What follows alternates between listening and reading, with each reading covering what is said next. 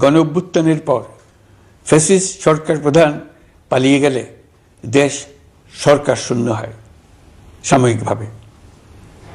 Police প্রশাসন এ সময় সম্পূর্ণ নিষ্ক্রিয় হয়ে পড়লে উদ্বেগজনক এক পরিস্থিতির সৃষ্টি হয়।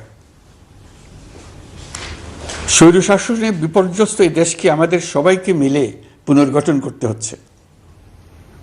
জুলাই আগস্ট বিপ্লবের পর আমরা এমন একটি দেশ হাতে পেয়েছি যার সর্বত্র ছিল বিশৃঙ্খলা।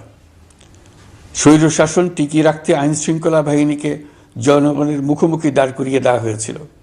বিপ্লব চলাকালে প্রায় ১৫০০ ছাত্র শ্রমিক জনতার শহীদী মৃত্যু হয়। আমাদের সরকার প্রতিটি মৃত্যুর তথ্য অত্যন্ত যত্নের সাথে জোগাড় করছে। এই বিপ্লবে আহত হয়েছে ১৯,৯৩১ জন। আহতদের জন্য ঢাকার ১৩টি হাসপাতাল সহ বিভিন্ন বিশেষায়িত হাসপাতালে চিকিৎসার ব্যবস্থা করা হয়েছে।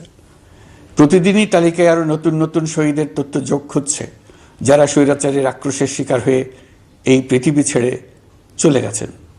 প্রতিটি হত্যার বিচার আমরা করবই।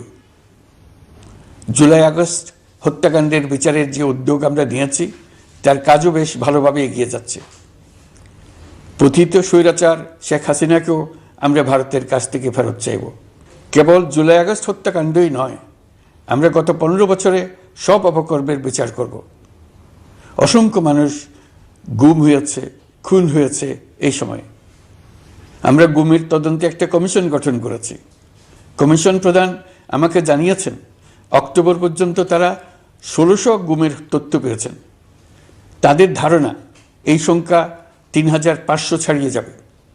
অনেকেই কমিশনের কাছে গুমের অভিযোগ করতে ভয় পাচ্ছেন, এই ভেবে যে অভিযুক্ত ব্যক্তিদের দ্বারা তারা আবার আক্রান্ত হতে পারেন, ক্ষতিগ্রস্ত হতে পারেন।